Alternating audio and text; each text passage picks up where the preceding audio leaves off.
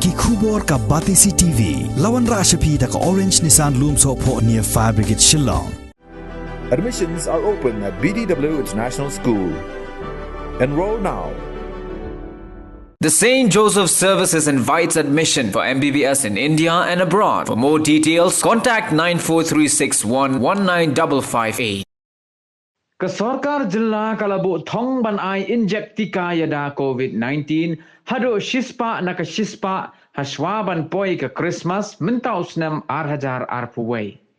Hakajing ya keren bat kilat pathai khubor u menteri katanat ke kot ke khia u James PK Sangma ula kentu ye ki pajba nong song snong bakin wan shakmat ban shim kabu na kajing ai Injek Tika khnang ban Ïada na kajing do ai ya ki mensim breu lada jia bakingat hakajing wan len shop jong ke khlam jing pang COVID-19. I'm still optimistic that we will be able to achieve 100%, and that is really something that